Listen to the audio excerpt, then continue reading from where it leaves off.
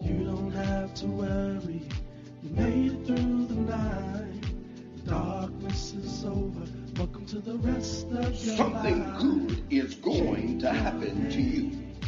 Change your life, change your day, change your life, change your day, change your life, change your day, change your life, change your day, change your life, change your day, change your life, change your day.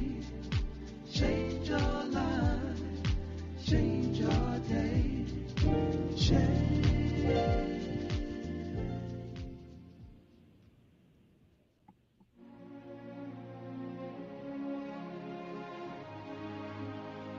Are you ready? The wait is over.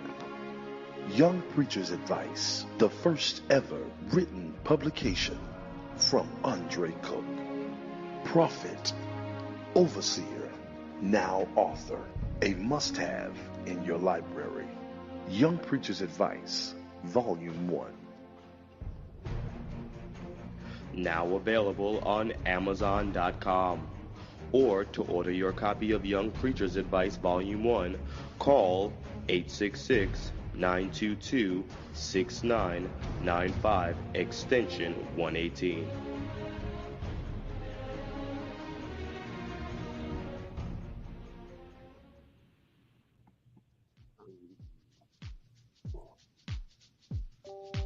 You don't have to worry, you made it through the night. The darkness is over, welcome to the rest of your Something life. good is going to happen to you. Change your life, change your day, change your life, change your day, change your life, change your day, change your life, change your day, change your life, change your day, change your life, change your day. Change your life, change your day, change.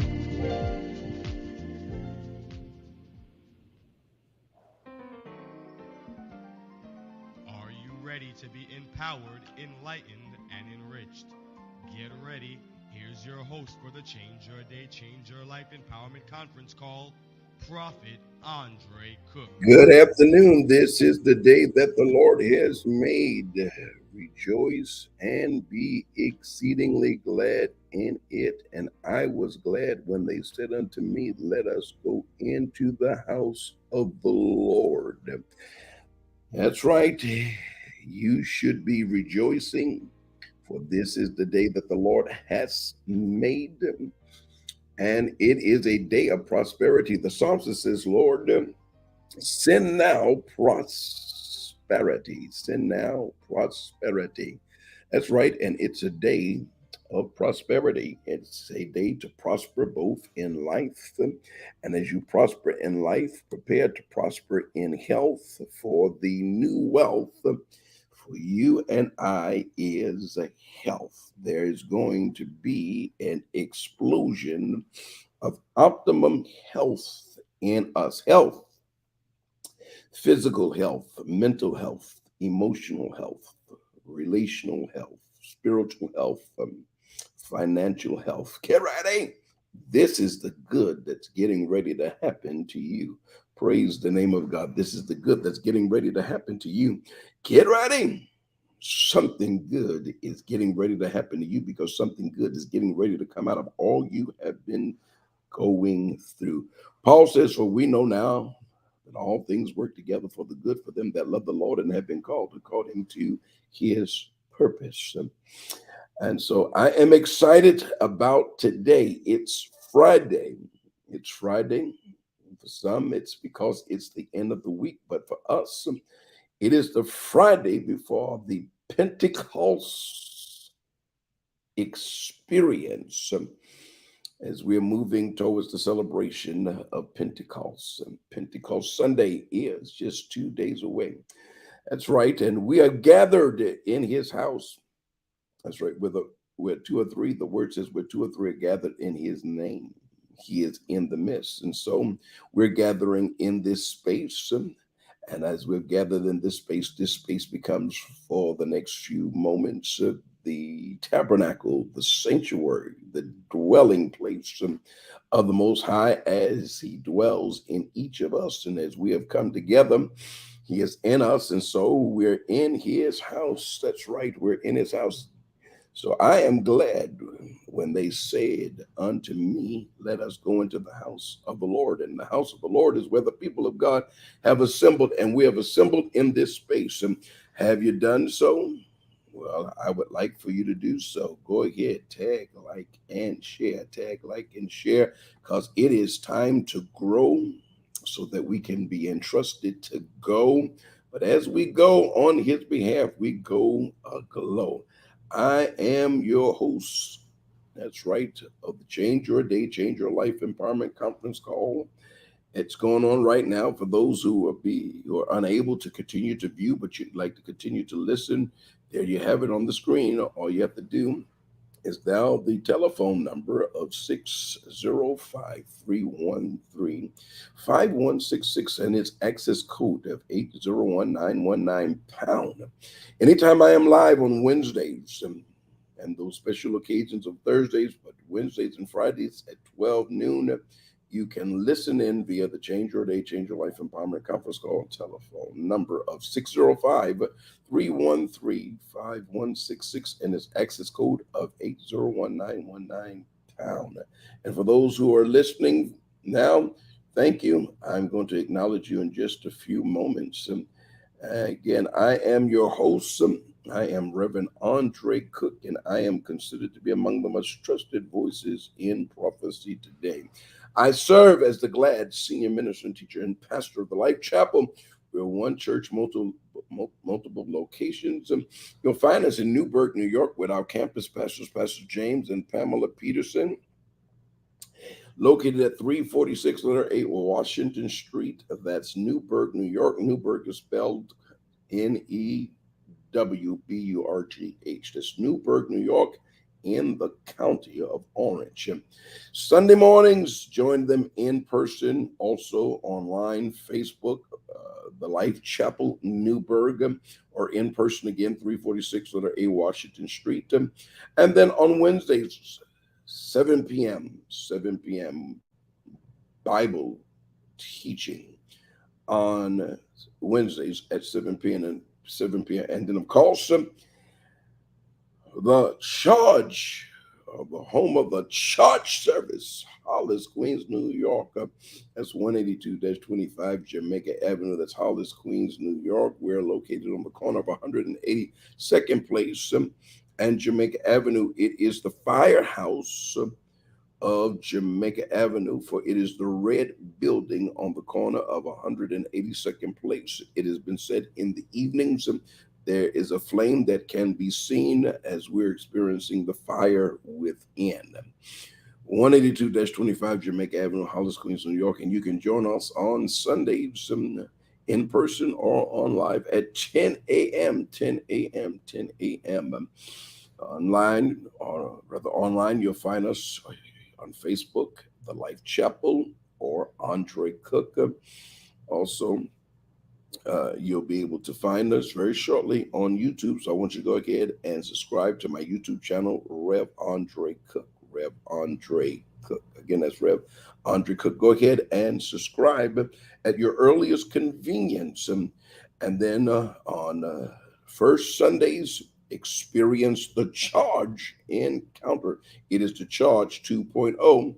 We've gone from the charge service to the charge encounter, 7 p.m. on Sundays, first Sunday only, other Sundays when announced, because the charge service is on the move. The charge service is on the move. So again, the charge service is on the move. Even this coming Sunday, the charge is going to be experienced at 10 a.m., also at 12:30 a.m., and then 6:30 p.m. Meet me for the unusual and the unique experience there at the Life Chapel of Hollis, Queens. I'm going to be ministering on Sunday at 10 a.m. and it's designed with your spiritual needs and health in mind. 9 years prior to the pandemic and the shutdown, every Sunday night, 7 p.m., the Life Chapel, Hollis, Queens, New York, was the place to be charged. People would drive as far as Boston, as south as Virginia, and then persons who had come into New York City, whether it was for business or fellowship, or it was for family, or it was for ministry, they would come through. We have had our nation's best, both from the church and then the other industries, have come to experience the charge. And I encourage you to do so on this coming Sunday. It is the Pentecost experience. It is the charge encounter. And so Sunday nights, 7 p.m., first Sunday only. And as I said, it'll be moving around. This coming Sunday, I'll be in Queens with Apostle Lena Carr, Apostle Lena Carr at 12:30. And then my good friend and brother, Pastor Corey Salisbury, in Hamden, Connecticut. The charge is going to Hamden, Connecticut on this coming Pentecost Sunday. Now, also, you can join us on Tuesday nights, and we're coming back in the building one Tuesday a month, and then you can find us in the conclave. The conclave is where on Tuesday nights I am sharing with the people of God exclusively by Zoom. And so if you're interested, I would encourage you to text the letters ACM to 866-922-2147, 866-922-2147. If you do so, then you'll become a part of the Charge Connect and receive the ministry updates, locations, and then also on Tuesday nights and every night, as we've been praying since January 1st, 5 minutes prior to the start of anything, there is the link sent out, notification sent out. But for the conclaves, you must have the link, the Zoom link, and it's only provided via the Charge Connect. So I encourage you to go ahead, text those letters ACM to 866-922-2147 and become a part of the Charge Connect. Get ready. Something good is getting ready to happen to you, because once again, something good is getting ready to come out of all you have been going through. The Pentecost experience on this coming Sunday.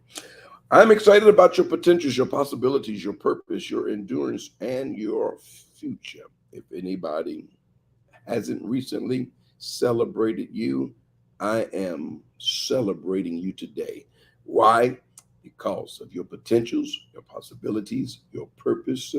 Let me celebrate you because of your endurance. That's right, that you have endured. And now God is getting ready to establish you. Praise the name of God. Praise the name of God. God is getting ready to establish you. God is getting ready to bless you in spite of all that you have been through. Praise the name of God. Have you done so? Go ahead, tag, like, and share. Above all, share. Blessings to you, Mother Furlow. Praise God. Blessings to you. Blessings to you. Who else has joined? And the revival continues tonight. New Beginnings Church of Allenville, New York, with the campus pastor, Elder Lady Cameron G. McCone, her husband, its overseer, senior pastor, Pastor Desan McCone, overseer Desan McCone. Last night we had a tremendous experience, and I believe Rochelle Grant would agree. Good afternoon, Rochelle. Anna, good afternoon. Deborah, good afternoon. Mother Davis, good afternoon. Angelina, blessings to you. Good afternoon. Mother Marilyn Torres, good afternoon. Connie, Mother Connie, good afternoon. C. Faye Johnson, good afternoon. Elder Mark Davis, now how are you viewing? You and your wife are celebrating your 14th wedding anniversary. And here you are. Rancine. I think I got it. Blessings to you, Prophet McCray. Prophet Jeremiah House, blessings to you. All right. Prophet Stephanie Arrington, blessings to you. Elder Oaks, blessings to you. Praise God. And Rochelle says endurance. Oh, absolutely. Yeah, we're talking about endurance early. Good afternoon, Lorraine. Hey there, Takara. Good afternoon to you. Absolutely. It was on fire last night. It was on fire. I don't think that I was in the building more than 40 minutes. Might have been less than that. But the preachment there was a grace on me to declare that gospel with power, and that was it. Yeah. On Angelina, yay, is on her way back because she is going to celebrate Pentecost with her church and I on Sunday. Father, we thank you for continued traveling mercies for Angelina. May she return without delay or complications. Thank you for those angels of guardianship, and as well as for Elder Mark Davidson, Minister Monica Davidson, who are viewing us from Cozumel, Mexico right now. Keep them safe, keep them blessed, keep them well, keep them healthy in Jesus' name. Celeste, blessings to you. Prophet McBain, good afternoon. Good afternoon. Uh, is that Lola? I'm not certain how to pronounce that. Lola. Uh, Sandifer, good afternoon. Where are you viewing from? And tell me where you're viewing from. Yes, last night we were in and out. My God, God blessed us.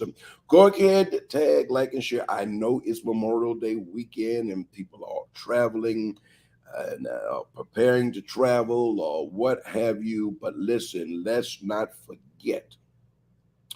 Let's not forget our responsibility. There's two things I'm asking you to be responsible for. One, that is to always partner with me in sharing.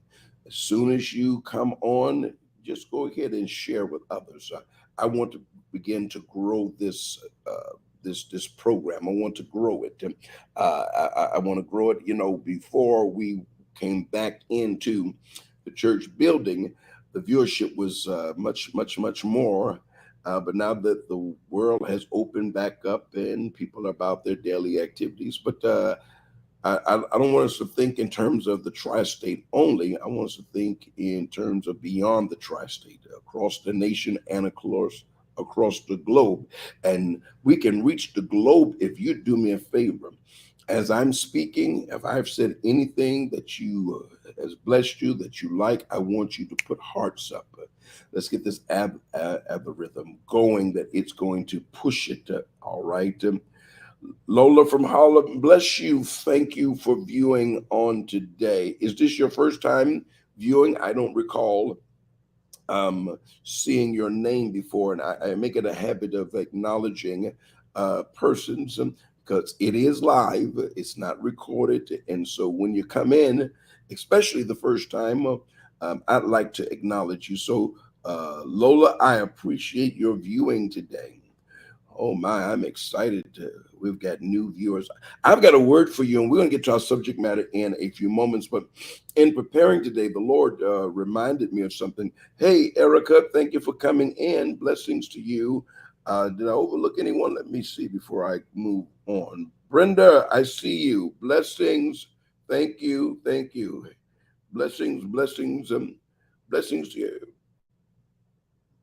Michael Rogers, blessings to you, Pastor. I remember you buying suits from Leading Mail. That has been an absolutely long time ago.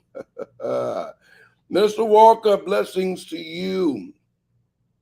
Terrence, you've come on in. I see you. Bless you.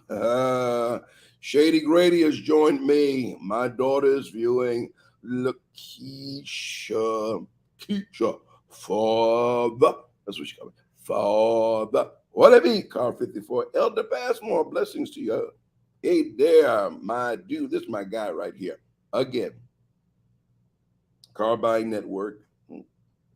This young man here, if you're in need of a car, it doesn't make a difference what type of car it is, but especially if you desire a luxury vehicle. This gentleman right here, I call him the Magic Man. I've been calling him the Magic Man for decades. He will certainly work with you to get you into the luxury car of your desire. Inbox him, reach out to him, Charles Gaskin, Car Buying Network. He'll bless you. He'll help you.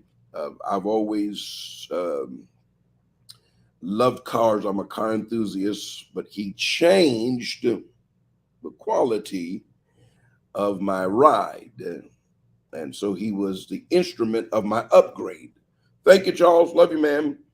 Yeah, it's been oh my God, how many years has that been? Leading Mail. Is Leading Mail still around? I don't even know if it's still around. Good afternoon, Princess. All right, I saw your ministry last week. You've been with me for years. Okay, where was that? Where was that? And please forgive me for not remembering, or is it possible I know your face up close and not your name. Yeah. And Lorraine, good afternoon to you. This is the gentleman I was talking about earlier. I'm going to be with he and his church on Sunday. The Pentecost experience concludes in Hamden, Connecticut.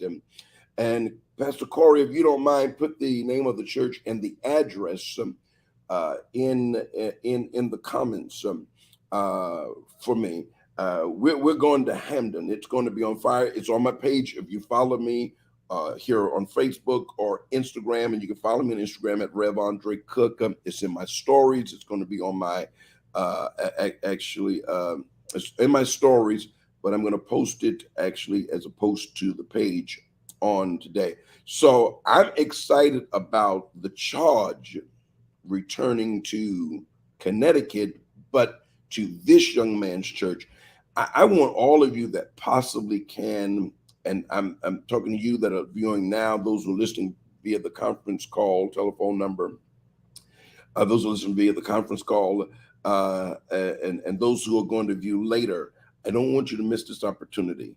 I am super proud of he and his wife of the work that they're doing. I've considered myself part of the prophetic team and the house prophet for years. Even before he was installed as the pastor of this church, his mother has turned over the pastoral work to him. And you just have seen the shift, and then their recent acquisition of a new home for the Empowerment Christian Church. There it is in the Commons, 19 Mernon Street, Hamden, Connecticut, 6:30. It is the Pentecost charge. My team and I are jumping on the Sprinter, and we're on our way up there. And I'm asking others for you to join me. Don't miss this opportunity. It's going to be a tremendous blessing. Good afternoon, Westbury number 1. This is Jonetta. Momentum. I'm trying to give you a hint. Are you picking up on that hint? I'm trying to give you a hint. I'm trying to give you a hint. All right. Oh my, Lola. Oh my. There was nothing like the experiences in both of these locations.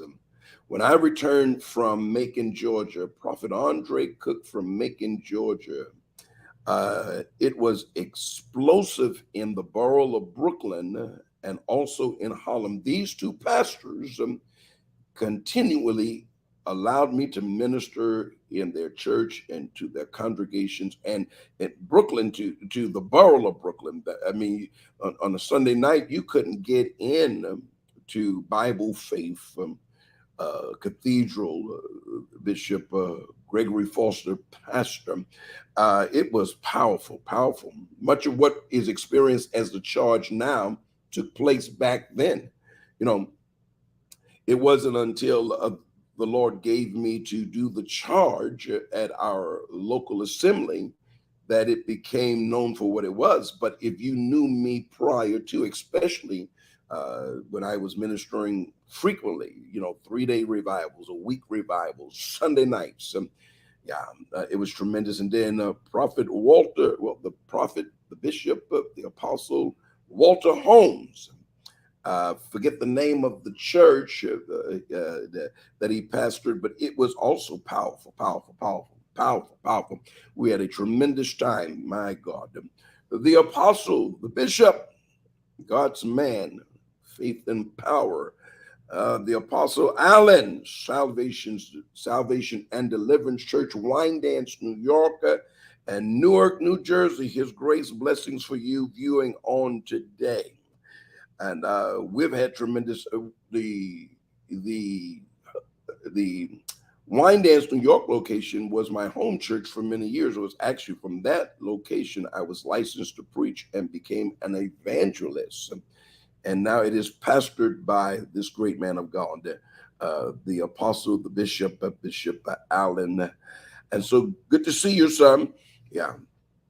Yeah. When you look back over it, Pastor Salisbury, I believe at every major interval, an intersection of your ministry, I have been a part of the prophetic voice that announced it, and now I'm honored to be a part of the prophetic and the apostolic graces that come to share and to affirm and to continue to ignite and activate your next. Hey there, son, Pastor Walmack, he's very abusive. I was speaking to him on yesterday while I was driving here into upstate to Ellenville, New York, to prepare for the first night of revival. And I was speaking to him, and y'all pray for him. He can be very, very, very disrespectful, but that's all right. I got something for hey there, the Reverend called Haney. Good afternoon, my brother. Blessings to you. Well, I want to share something with you real quick. Oh yeah, you was very disrespectful. I heard what you said. But I'm gonna get you back, and I'm gonna get you. Yes, yeah, I'm gonna get you back. Yes, I am. I want to share something with you, and then on Fridays, on Wednesdays, we're still discussing the assignment. We're still discussing the assignment. And it is here that we focus on Wednesdays on purpose. I am purpose. I am the purpose of God, or I am the will of God. The term purpose is translated or defined from the original writings as will. So when we say purpose, or God, what is your purpose for my life? You're asking God, what is his will or his desire for your life? Psalms 138, verse 8, here on the screen, it says, the Lord will fulfill his purpose for me. And then, of course, we look at Jeremiah and others, and we can actually see that they came into the earth or onto the world stage because God, in his sovereignty, had determined that they were going to be instruments of his purpose. So I am purpose. Come on, put it in the chat. I am purpose. I am the purpose of God. And you and I share a space that COVID-19 was trying to deny us. You're sitting here, you're viewing me, but do you know my testimony? It was in the latter part of March 2020 that I would be hospitalized into April of 2020, near-death experience due to COVID. And I pray that I'm not coming across insensitive, but I want to say this. Here I sit with you for one reason, because the same thing that was in others that resulted in their demise was in me, and for some of you as well. But here we are, and it is because his purpose has commanded it to be so. His purpose spoke and said, nope, you can't take him out because I'm not through with him. He's going to come through this, but this is not where he stops or his life ends. So we say weekly, not only am I purpose and I'm the purpose of God, but it is purpose that has spared me, and it is purpose that is going to and has prospered me. It is purpose that has and will favor me. And we know that we're favored. By this, we know that you love us or has favored us because you have not allowed our enemies to triumph over us. So purpose has favored me, it has prospered me, it has spared me, and it has requirements, maturity, sacrifice, passion, values. It has the requirement of living a biblically principled centered life. Purpose requires also that you declutter your life for the sake of clarity and for the sake of energy. Yeah. And purpose requires partnerships. So on Wednesdays, we focus on the assignment. We focus on our purpose. But on Friday, presently, we're continuing to discuss our need, and purpose is speaking to us about decluttering. And as I was preparing today, I came across something that, hey, I know I'm going to see this guy with Pastor Corey Salisbury. He is his associate pastor of the music ministry, and I've also had the privilege of watching him maturate and grow and become the man of God that he has become, as well as very soon also to get married. All right. So, hey, Pretty Pat, I didn't see you when you came in. Good afternoon to you. All right, so we have the purpose of God, but I want you to get ready to take a screenshot or write this truth down. Something, he's okay. Something that the Lord gave me in one of our conclaves on Tuesday night, and I want to share it with you real quick. I want you to get this. I'm going to blow this up. I want you to get this. Brokenness is God's requirement for maximum usefulness. You cannot speak of being God's purpose, and fail to embrace the process that brings you to the execution of what his sovereignty has demanded.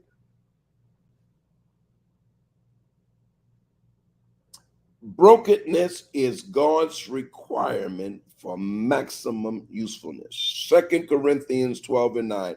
And he said unto me, my grace is sufficient for thee, for my strength is made perfect in weakness. Most gladly, therefore, Paul says, will I rather glory in my infirmities, that the power of Christ may rest upon me.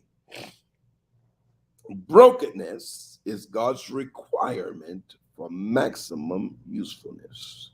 Is anybody getting that? Is anyone getting this?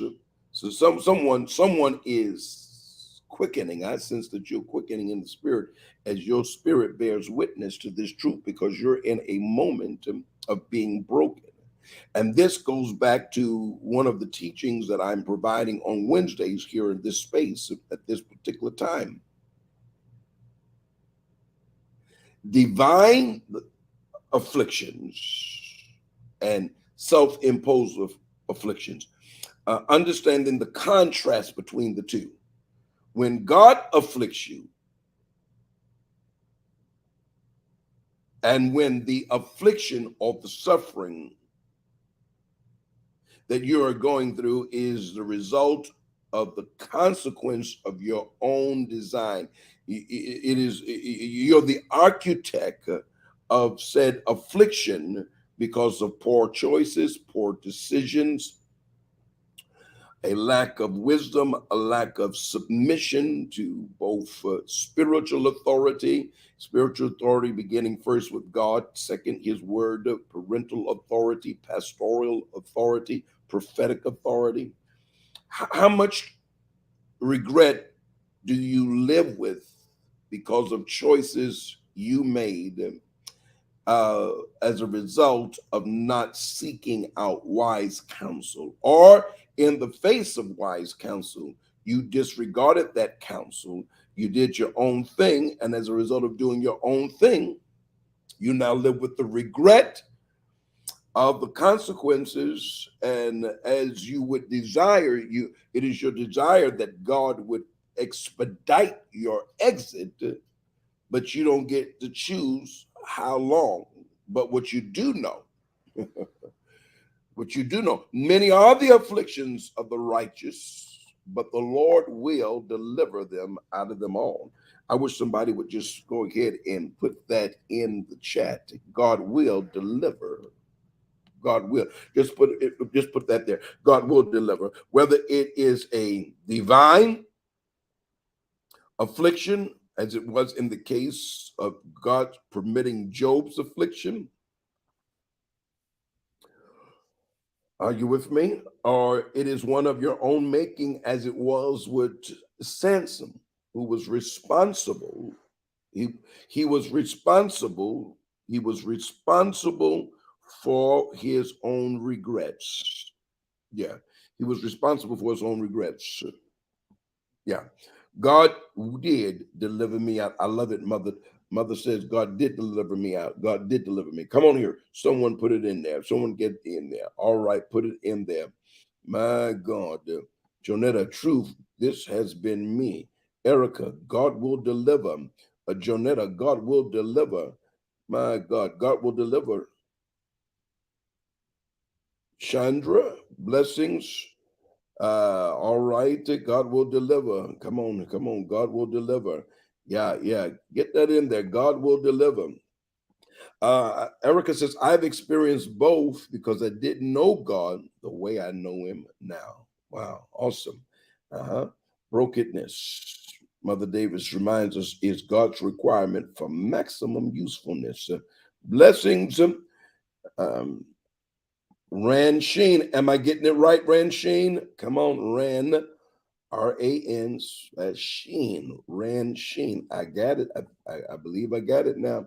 So I want you to put that somewhere. I want you to put this here. I want you to jot that down, because it's important that you understand. And so with that, I want to talk to you about the necessity of allowing the Lord to cause decluttered. God wants to declutter your life. God wants to declutter your life, because much of the energy you need the energy you need will return if you get rid of the matter that does not matter. Somebody put that in the chat. Get rid of the matter or material stuff or spiritual stuff that does not matter. Are you listening to me? Come on here. And so for the person that says, what is clutter? Clutter is what you end up when you have more stuff than you need. And I was going through some of my recent study on this particular subject matter of decluttering and clutter, and I came across something I think is worth sharing with you.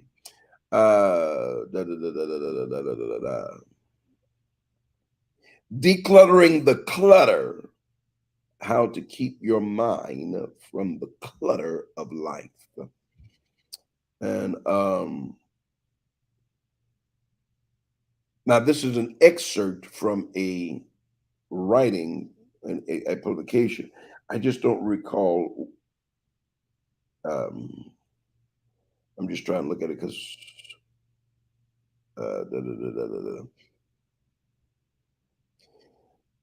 I don't like to quote people without giving them their due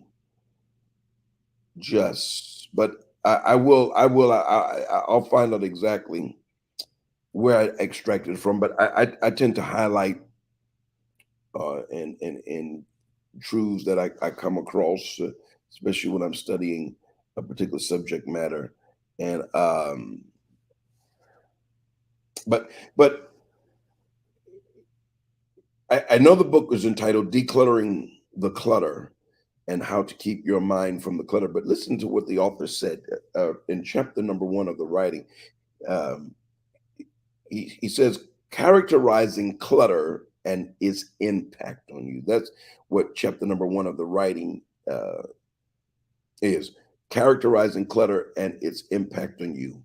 He describes clutter. He says, clutter is characterized as an assortment of things for a period of time frame that outcomes in an chaotic mess. Clutter is characterized as an assortment of things for a period of time, periodical time frame that outcomes in a chaotic mess. Excuse me, we're reaching out of the frame. Please forgive me. All right. Let's see. I want to see if I could bring this up and be a little more detailed for you guys here. Are you blessed, saints? I think this is going to bless you. Let's see here. Let's see. All right. Here we go. Yeah. Well, why can't I find the author? Let's see. All right.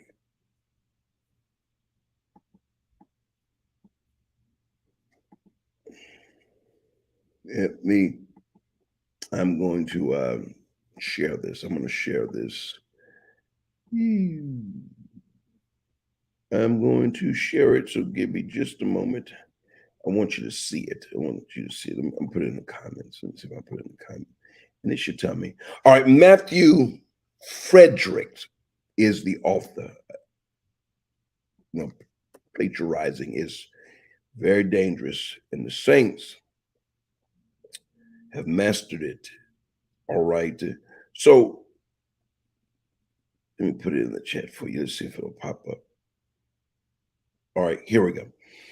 Clutter is characterized as an assortment of things for a periodical time frame that outcomes in a chaotic mass.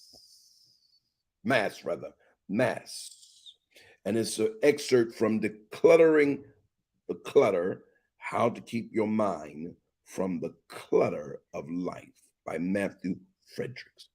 All right. I wanted to get that in there, Some people steal what you say that was birthed from you without giving you credit in an attempt to sound smarter than others. That's why there's such things as quotation. But sometimes the smartest thing you can do is repeat what someone else has said, and then the wisest thing you can do is then quote them. Quote them. You know, you don't have to you don't have to know everything, but what you have learned, acknowledge those who have taught you. See how that's in quotations, quotation marks. Clutter is characterized as an assortment of things for a periodical time frame that outcomes in a chaotic mess. And I've taken the excerpt from Decluttering the Clutter, How to Keep Your Mind from the Clutter of Life, Matthew Frederick. All right. So let's look at this. He goes on to say, he says, this implies that messiness isn't something. Now, listen to this. This thing blessed me when I was reading this. This implies that messiness isn't something you are brought into the world with.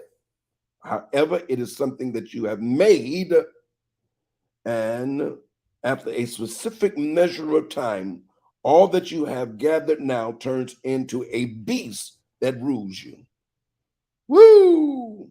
There's the overseer, Deshaun McCone. It is at his headquarters church. I am in revival and charging the people tonight, 69 Center Street, Ellenville, New York, 7 p.m. Yeah. Charles says, if you haven't used and or worn it in a year, do you really need it? Well, that was what I taught on, Charles. I believe I hit it on Wednesday or last Friday. At some point, I made it clear from Donna Smalling's resource that I've been sharing, 1 minute tips on how to declutter. She says anything that you have not used or worn for the last 6 months to a year is something you do not need. I was talking to a friend of mine on yesterday, Precious Heart, and she's cleaning out or rearranging her storage unit. But not only that, but she's going to go through it and get rid of some things because she was talking about her storage unit bill is going up. I think I think she said, if I'm careful, I know it's somewhere around. She said it's getting ready to be about $400 a month. 400 times 10 is 4,000. 4 and 4, that's 8. So 4,800. She will be in 12 months. She will have spent $4,800 to store stuff that she's not using, when the content of her storage unit is possibly worth double that or maybe triple. And then based on how long the stuff has been in storage, when she actually takes it out, will there be a need? Do the technology needs to be upgraded? All that stuff, yeah. Overseer, I told him, I said, I don't think I was in the building. You greeted me at the door. You went in to the front door. I went into the side door, came around, went into the pulpit. You introduced me. I preached Power God hit, and I walked out down the center aisle, walked out to my car and left. Got moved just on the preachment, the word. Yeah. So yeah. Prophet said mess overtime turns into a beat. Did that bless you, Prophet? Did that bless you?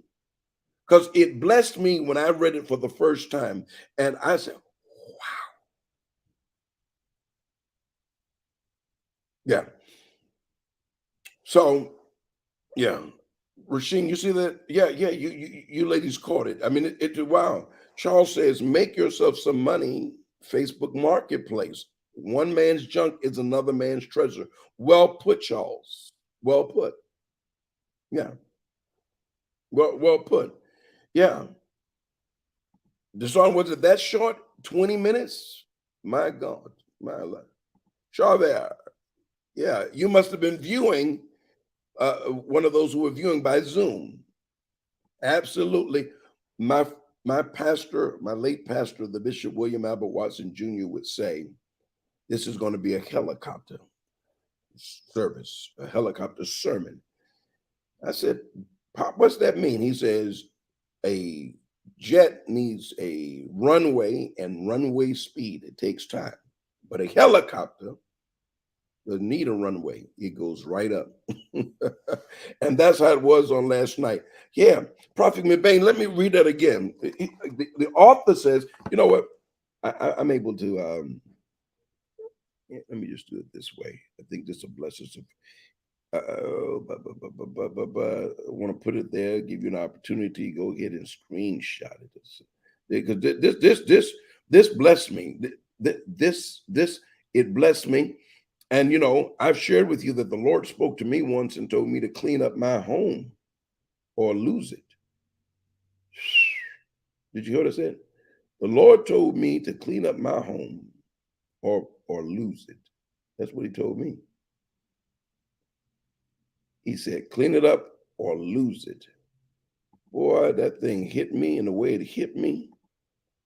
Yeah, you know, because you know we're all busy. We're all busy, and as we get busy, we tend to just let the house become a place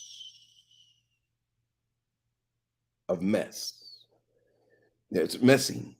It's messy, and as a result, you know, yeah. Let's see. Let me get. I got to put this in the comments. I want y'all to walk away with this. Yeah. All right.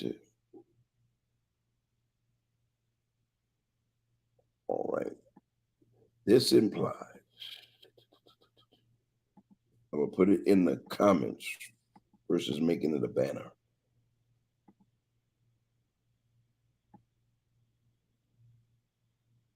And again, remember, this is an excerpt from Matthew Frederick.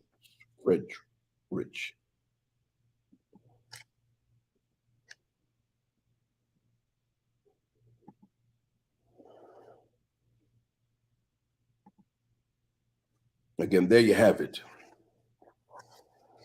Clutter is characterized as an assortment of things for a periodical time frame that outcomes in a chaotic mass.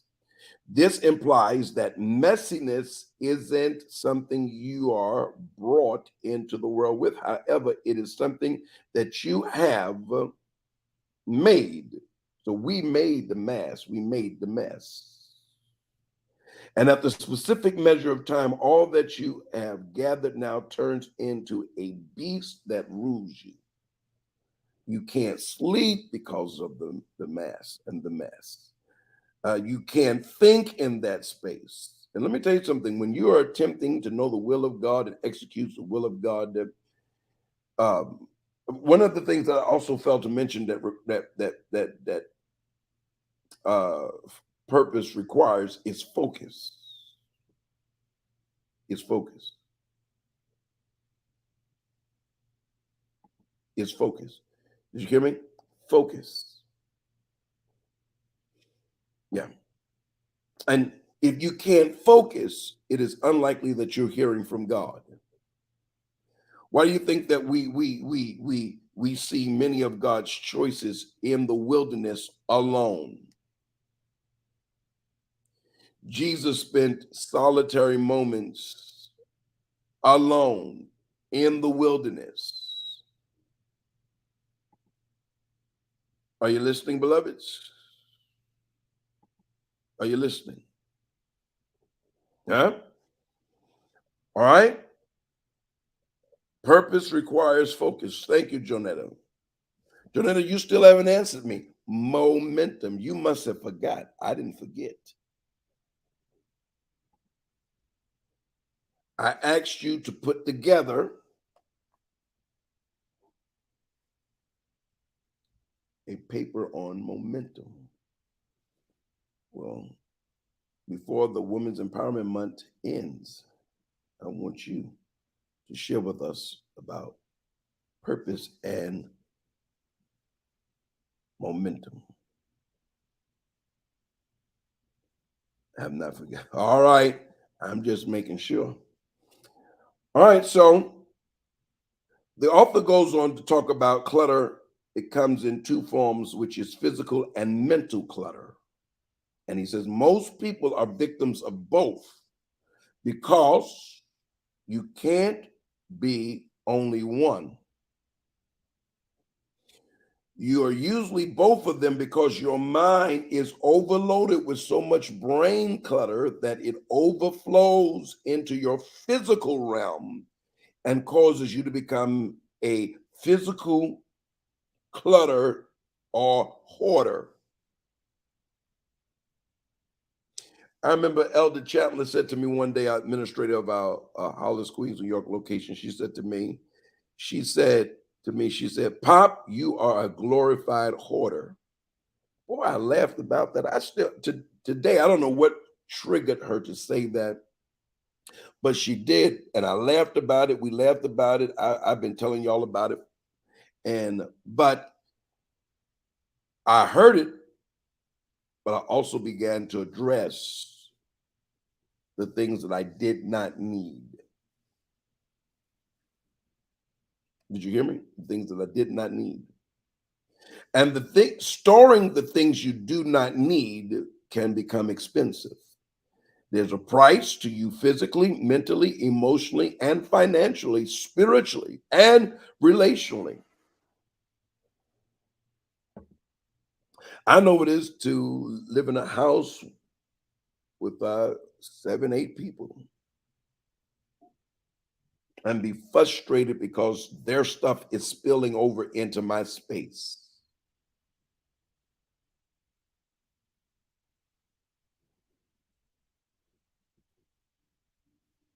Are you listening?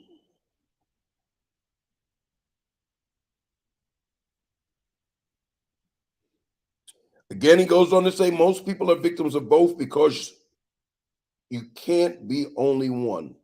What is that? Cluttering comes in two forms, which is physical and mental clutter. And most people are victims of both because you can't be only one. You are usually both of them because your mind is overloaded with so much brain clutter that it overflows into your physical realm and causes you to become a physical clutter, a hoarder.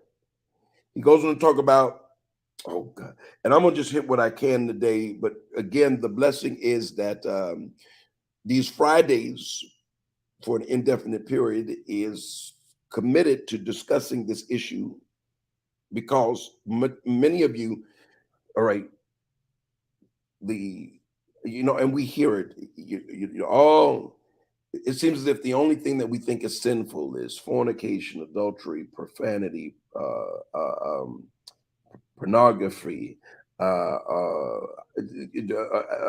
drinking, shacking, all those things that we hear, and certainly the Bible talks about the deeds of the flesh and the consequences of practicing habitually these deeds of the flesh. But there are many of you whose lives are morally clean.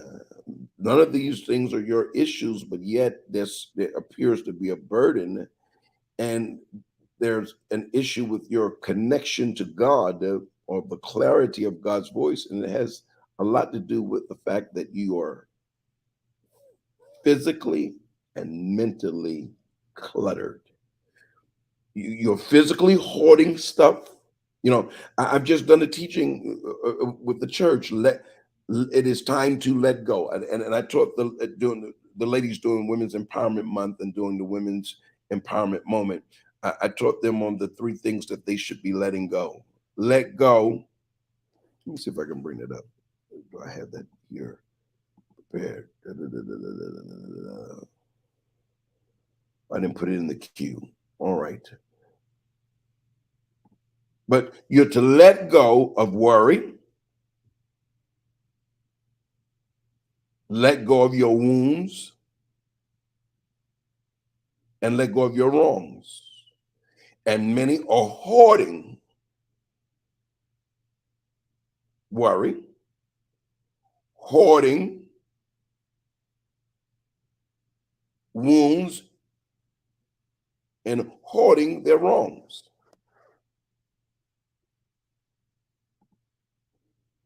Yeah, you have to let go. Let us lay aside the weight and the sin that does so easily beset us from running the race that is set before us. You cannot possess what is before you when you have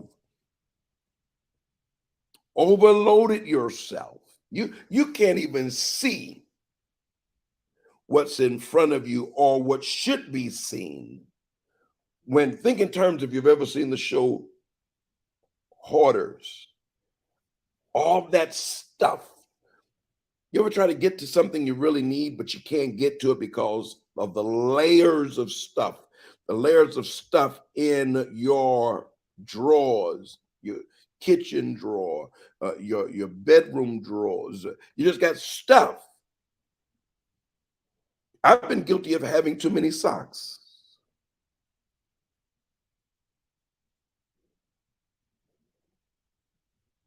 So the one pair that I'm really looking for, I have to dig for, or oftentimes isn't found. One of the things I've been talking to our church about is the reason many of you can't get to worship service on times is you have too many options.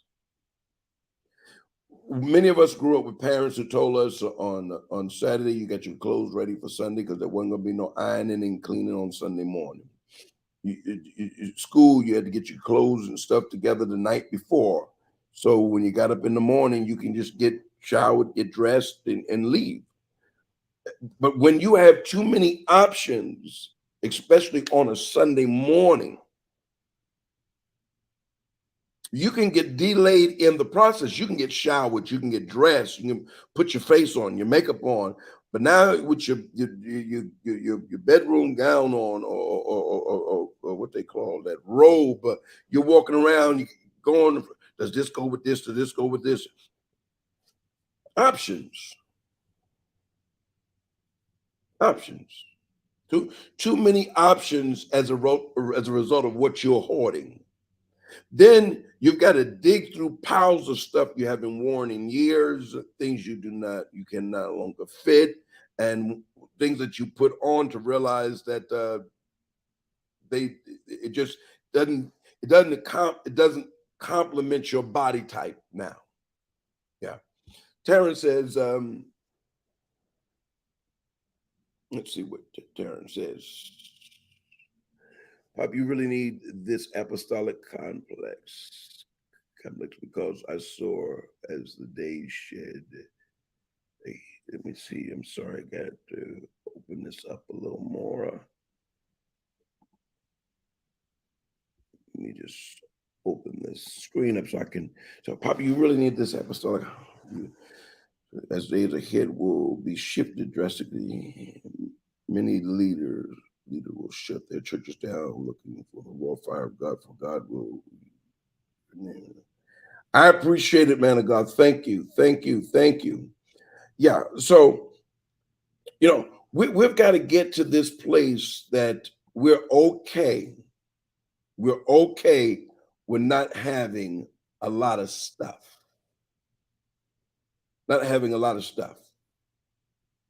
Somebody put in the chat, in the comment, Lord, deliver me from my desire to have a lot of stuff.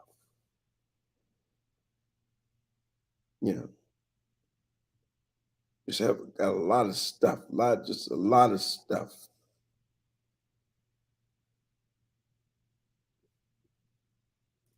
Yeah. He goes on to talk about there are 5 common types of cluttering that affect both your physical and mental being.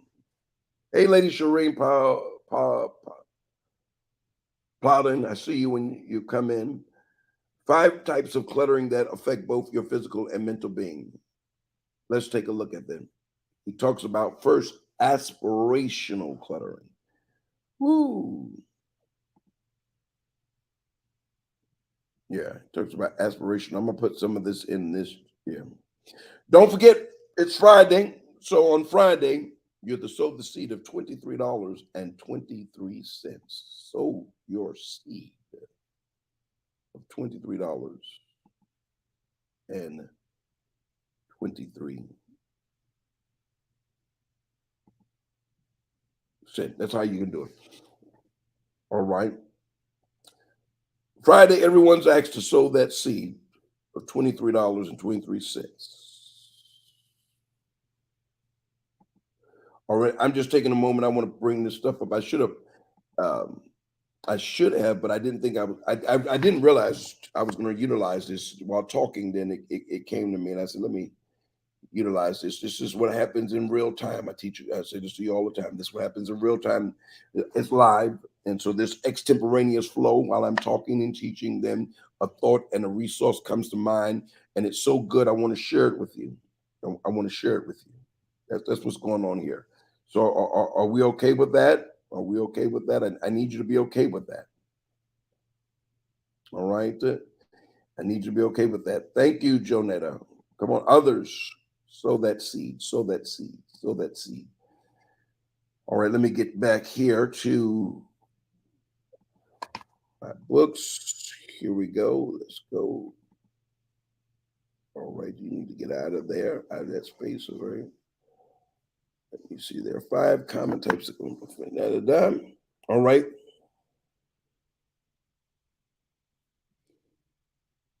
I want to put as much of it there.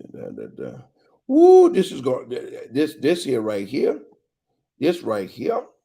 This right here. This right here. This right here.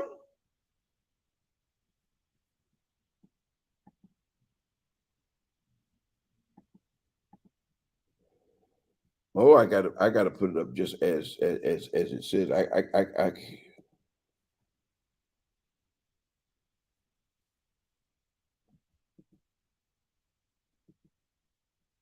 all right. Let me see how much of this is gonna let me put in there.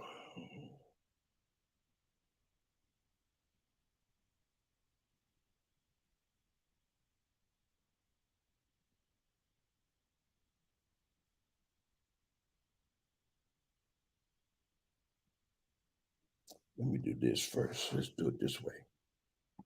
Let's do it this way.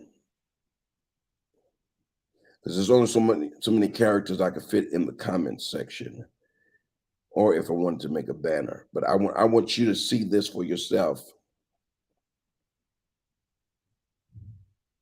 Let's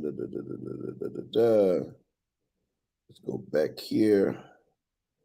All right. And I'm going to put it in the comments. Ransheen says this it's all good. Thank you. Thank you. Thank you. All right.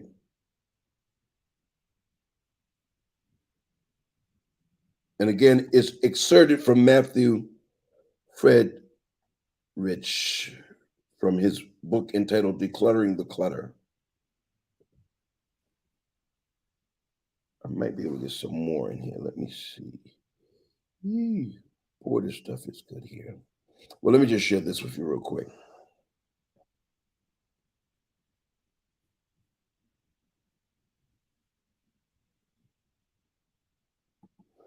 He says aspirational cluttering,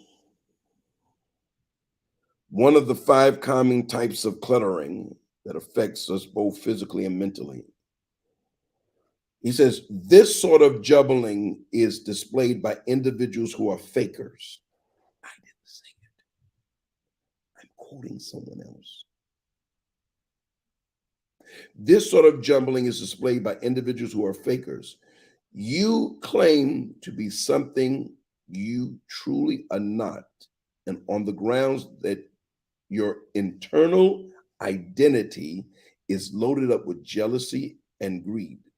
You want to have things that you don't possess or things that are not in your personality or association. You have constructed a misleading picture of yourself and you wish to depict this picture to others. So you will doubtlessly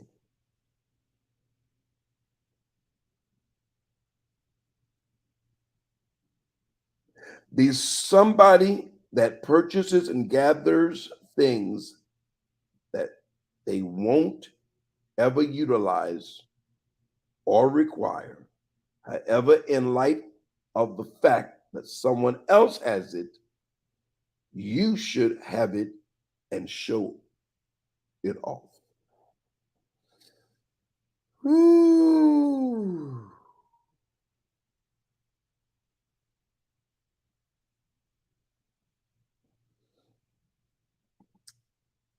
Aspiration cluttering, that sort of jumbling is displayed by individuals who are fakers.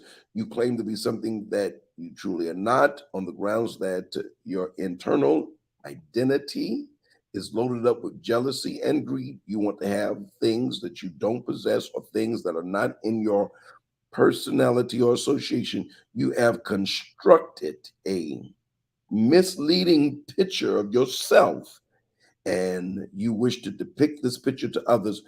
So you will doubtlessly be someone that purchases and gathers things that won't ever be utilized or require. However, in light of the fact that someone else has it, in other words, keeping up with the Joneses, you should have it and shown off it or show off it.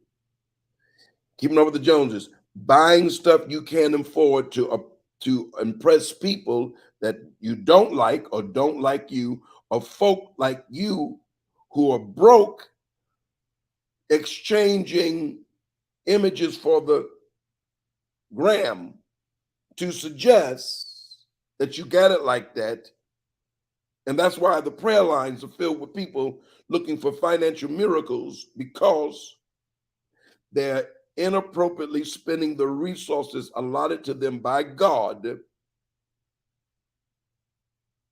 to have a quality of livelihood that shouldn't be wrapped up in stuff to impress people.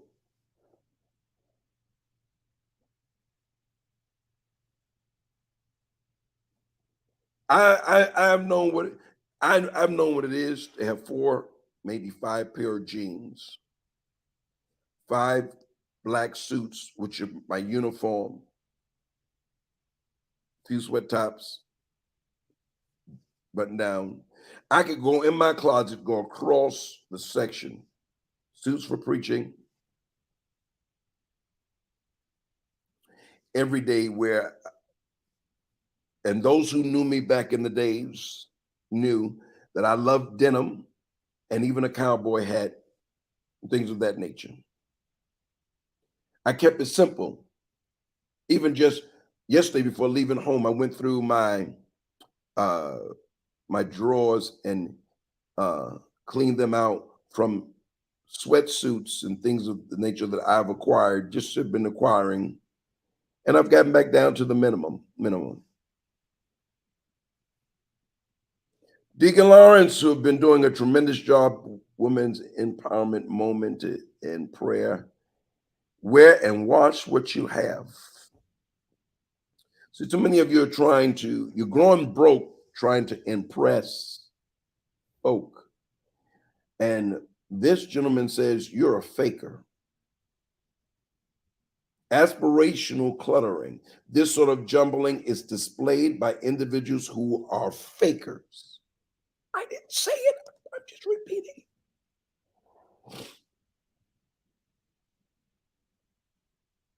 Hey, Lady Cam. Excellent.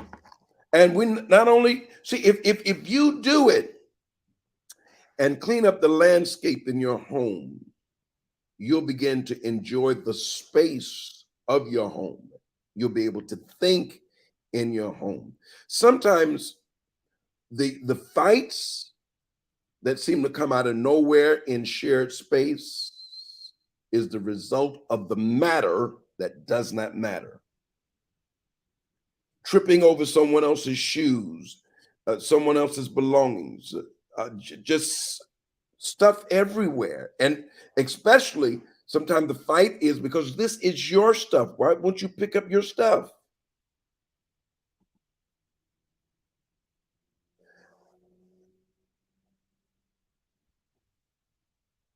Are you with me?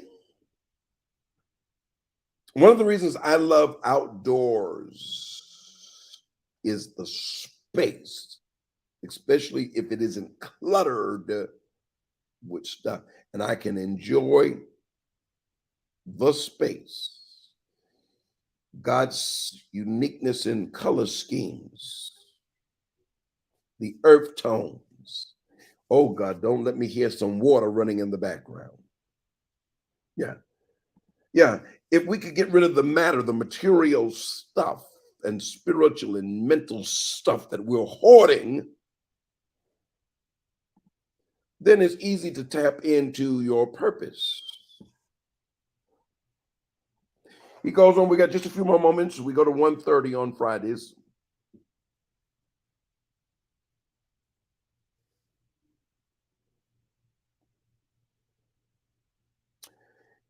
Again, for example, he talks about, for example, you headed towards the home of your neighbor, and there you saw a lovely artwork, and you perceived how excellent and creative your neighbor is. And on second thought of you valuing your neighbor's uniqueness, you head down the workmanship store and purchase a wide range of craftsmanship stuff and brighten your home with stuff you don't want or need. However, just in light of the fact that you saw another person's partake in these, you saw another person partake in these, you willingly volunteer to duplicate them. That footstool you saw at Jane's home, that costly calfskin coat you saw Sam wearing, and you needed to have it, so you went out and maximized your MasterCard. The golf clubs you saw your adversary utilizing, you felt free to purchase a set despite the fact that you don't have any idea how to play golf. The book you purchased and never understood it, however, you needed to have this, is on the grounds that every other person was pursuing that book and discussing it. So you expected to feel significant and needed to bounce on that fleeting trend. Pretty soon your home is topped off with stuff, a lot of stuff you have never utilized or care about, and your brain is continually considering what others have that you don't have. You lose your inward feeling of harmony while get together a ton of garbage in your home. Woo. Our time is running out. But he goes on to talk about the other of the 5 types of cluttering: spaceless cluttering, garage cluttering, stingy cluttering, profusion cluttering. Yay. These are all in chapter number 1. Let's look at, we got a few moments. Spaceless cluttering. He goes on saying, you get back one day from work and you track down that there's a bad situation for you to put anything. The post box is spilling over with letters and garbage mail that you haven't opened in months. Your clothing is all over. Your bed is your wardrobe. Your storeroom is your container. Your kitchen cupboard is loaded up with books rather than utensils. Your sink is loaded up with unwashed plates. Your restroom has dishwasher. Your restroom has dishwasher rather than shower cleansers, And in some way or another, the grass trimmer currently lives in your family room region rather than the cellar or carport. In the event that depicts you, you are a spaceless clutter. Somebody put that in the chat, spaceless clutter. Spaceless clutter. You are the sort of individual that won't settle your brain to a certain something and you're out of control. You have no hierarchical abilities and there's no coordination between your mind and your body. You are similar to a drifting vessel that has no heading or point or anything, or rather, you're similar to a drifting vessel that has no heading or point or any arrangement throughout everyday life. You take on considerably more than you can deal with, and you never finish what you start.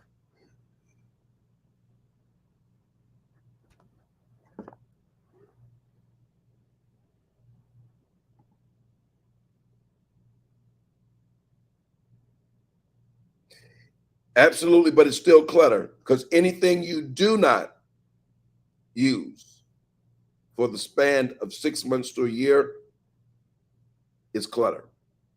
And clutter is what you have when you have more stuff than space or what you need. Spaceless clutter. You have no space for anything and everything is in the wrong place because you have too much thing. And if you have the grass cutter in the living room, that means you've taken up landscape in the garage or storage unit. Spaceless clutter conditions drifting vessel. You never finish what you started. How can you finish what you started when you're overwhelmed? Your brain is overwhelmed with all the stuff. Y'all got a few more moments. We're off at 1:30. I've got to prep for this evening, so I can't just be on. Have you sown your seed of $23? On the screen, it's how you can sow. Have you sown your seed of $23.23? Don't miss the opportunity. Let's talk about garbage. Somebody put that, garbage cluttering.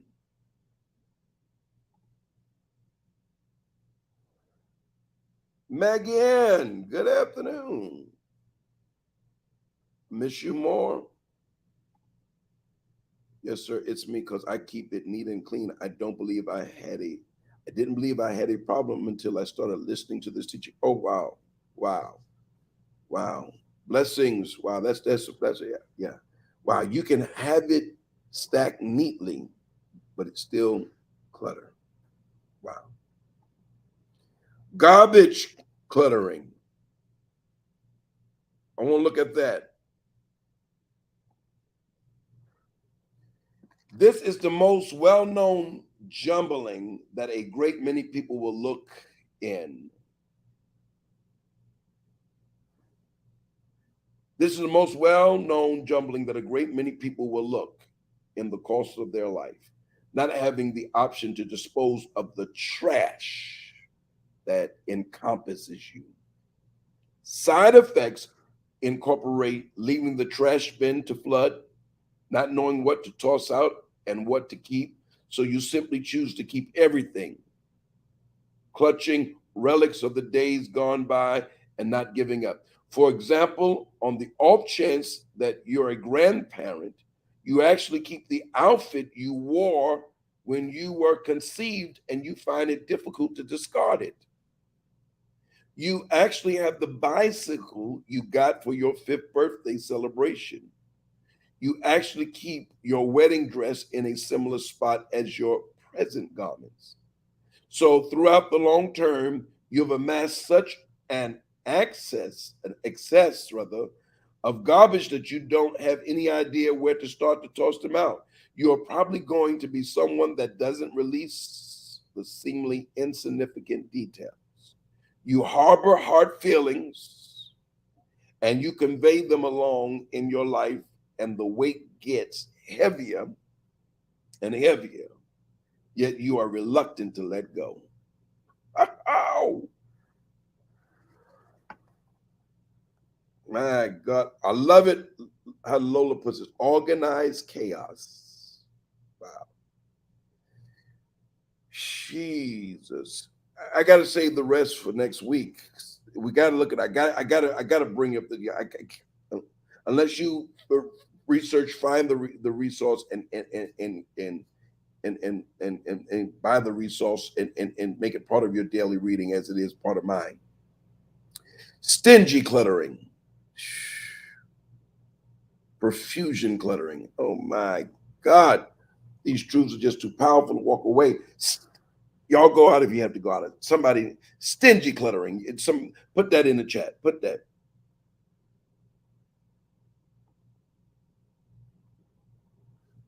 Lisa, the book is entitled,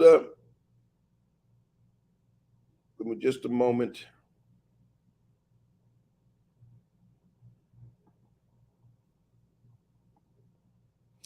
The book is entitled Decluttering the Clutter, How to Keep Your Mind from the Clutter of Life by Matthew Friedrich.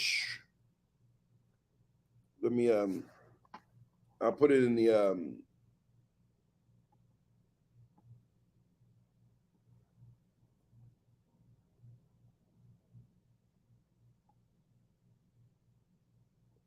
so those who want to buy the resource,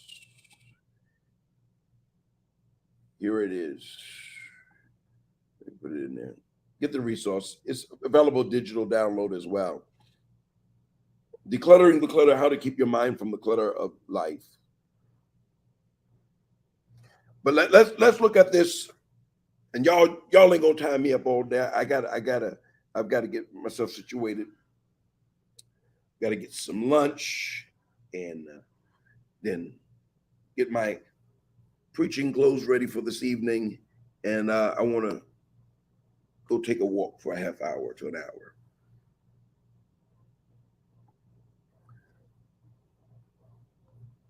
Stingy cluttering. This is otherwise called deal cluttering. People with this trademark are normally people that generally need to get, however, never prefer to give. In other words, these are people who just take but never give. They are continually searching for anything free or at knockout costs. Why you buy it? Because it was discounted. It was on sale.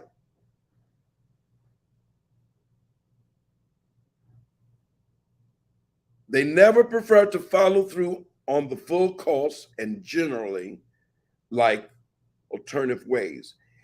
They are the sort of individuals who go to possibly bargain shops, and regardless of whether they enter an ordinary store, the primary spot they'll go to is the free, the deal, the rebate, or reduced section.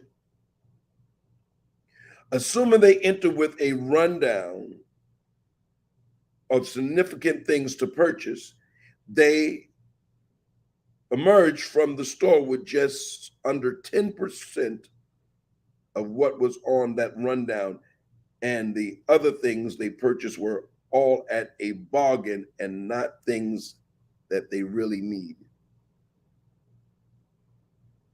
So you go in, I went in to buy this shirt. This is my objective. I went to buy this shirt. Okay, no one wanted, but then I also found it over at the sales rack, the discount, there's another term they use, the discontinued.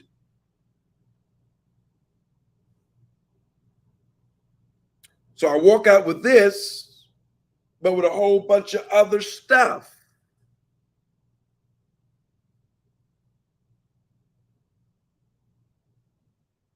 They like to gather garbage and heap it up and after gloat that they get everything efficiently. Thank you, Lisa. Clearance. Yeah. They are the sort that like to pack in cleansers and towels after their visit, or they pack their incomplete food at the eatery and bring it back home. Now, I've been guilty of that. I like to go to places where I know that the portions can be consumed in one sitting. I don't like leftovers. Because leftovers, for me, leftovers tend to sit in the refrigerator for days at a time until it's no good. So when I go out, I like to get a portion that I can eat in the city, because in the past, I was that type of person who would, if I didn't finish it, even I actually now, I only request what I'm going to eat. If I'm not going to eat the salad, I don't want a salad. If it's I don't want the salad. I don't want the salad. And if you can take something off the bill, do so. But if not, I know what I came in here to eat. That's what I want to eat. Don't bring me the salad, because if you do, I'm going to think that it's going to go to waste anyway. So bring me a container for me to take it home. And then it sits and I don't eat it.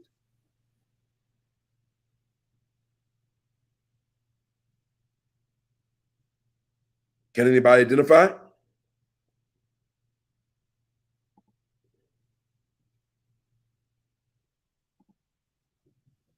Well, Prophet McBain, you sure can keep up with me.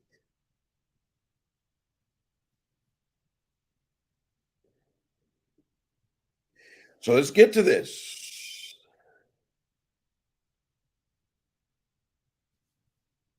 They circumvent simply gathering anything modest, so they seem to have stuff, as their pride lies in their messiness collection.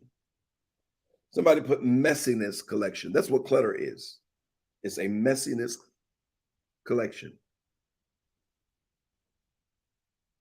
You've amassed these things, made a mess. So the mess is a messy collection. And we've managed to get through chapter 1. Profusion cluttering. Profusion, Profusion.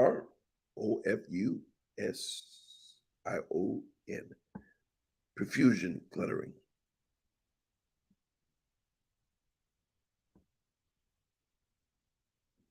Profusion, an abundance or large quantity of something. That's what profusion is defined.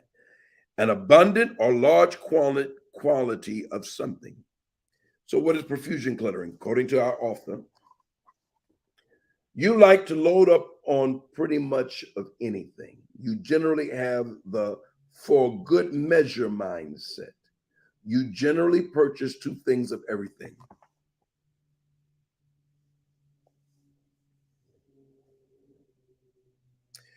Rather than one filtered water, you purchase an entire stack. For good measure, there's a water emergency.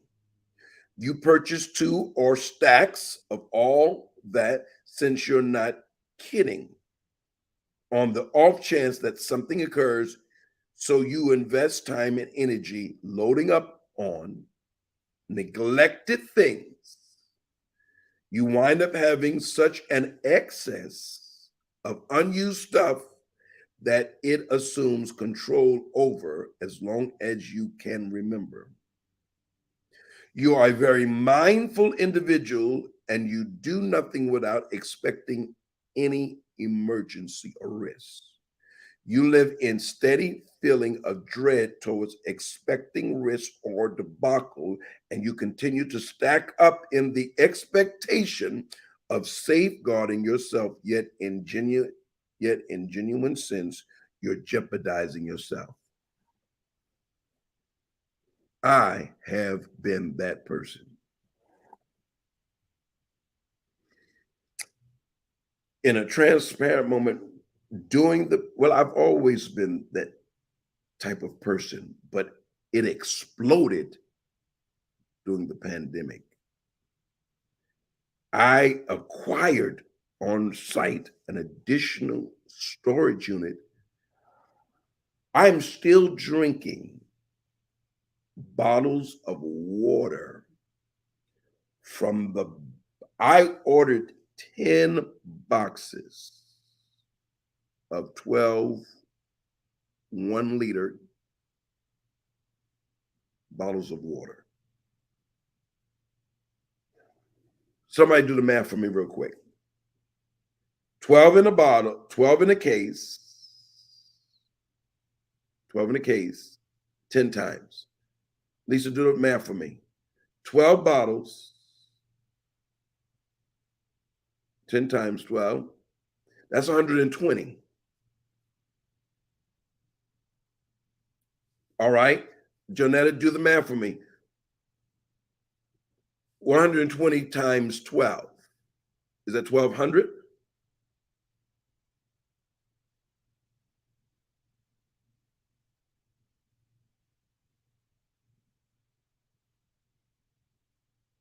Absolutely. I'm the same way, Maggie.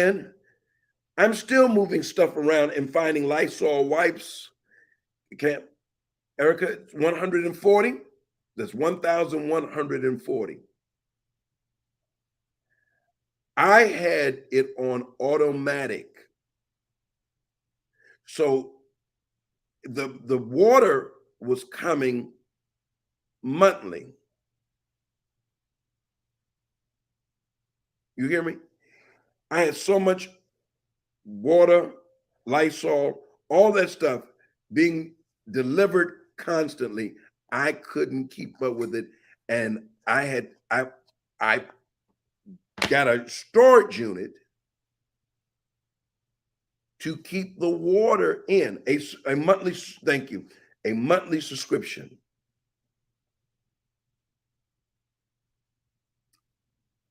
I'm still drinking water from 2020. 2020 up. And just a few, when the Lord dealt with me about clean it up, it's one of the things I do is go through my subscriptions and get rid of, and I put it on hold. And the first of the month, I got a delivery and I was spazzing out. Why did I get this water being delivered? I'm down to, in the storage unit, I'm down to maybe 10 or 12 boxes, and just had 10 boxes delivered the first of the month. I just went in to Amazon and canceled the subscription, period. I will order it because I'm that type of person. When I'm out, I also buy water. I order water, but too much can be no good. And then when you got to pay for a storage unit to store this stuff.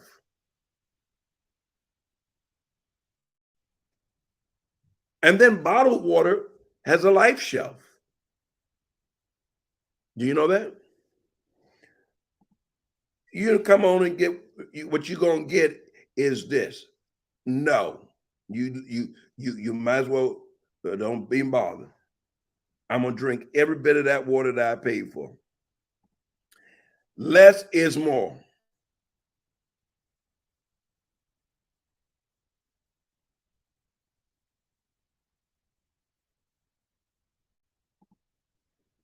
Eden calls me, hey, Naoka, I didn't know you had come in. Eden calls me a creature of habit because I have, I gotta go, because I have at least 2 of each food item in my cup. Yeah. There's one thing to be prepared. You know, they say that, and I know it's an issue of time, but experts suggest that you should only go grocery shopping when you need grocery shopping and not, some people wait to go once a month and they tend to overshop. That's what experts are saying.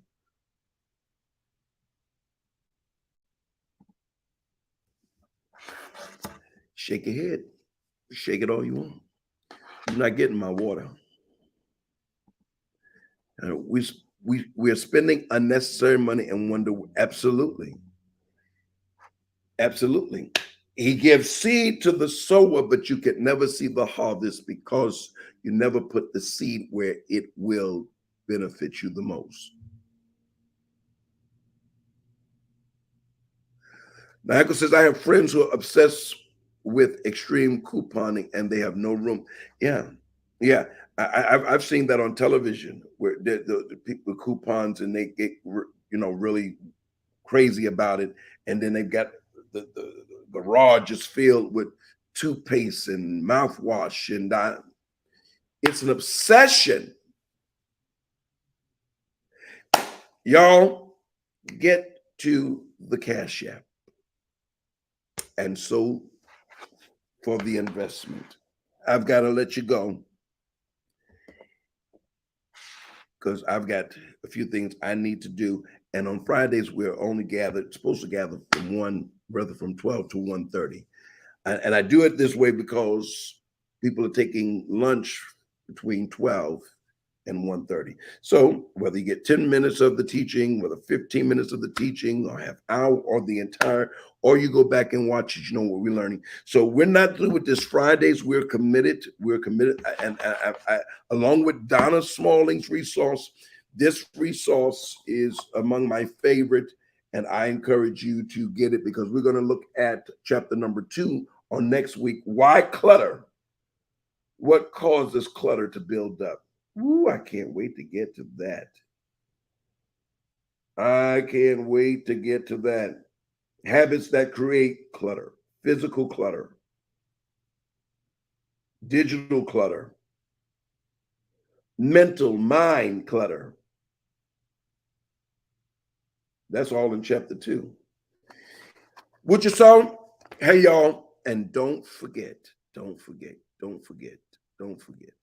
on.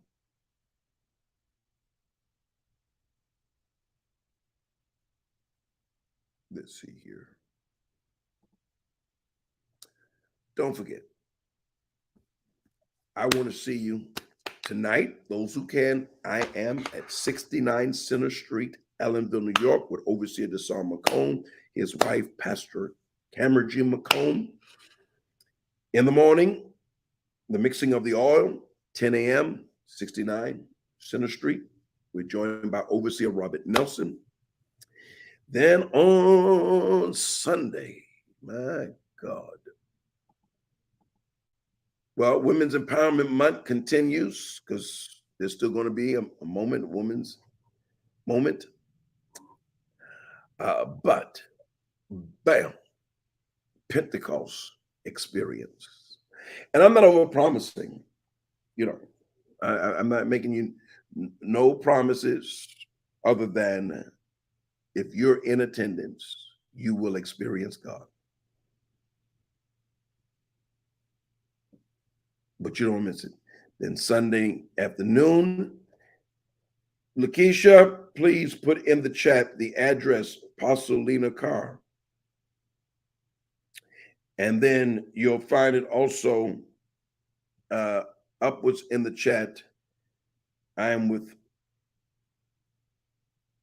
all right, 10 a.m. with an expectation of our dismissal at 12:30. Then we're going across town. On Sunday, God's Deliverance for Purpose Ministry. Lead Pastor Apostle Lena Carr. Location is 169-29 144th Road. That's Queens, New York.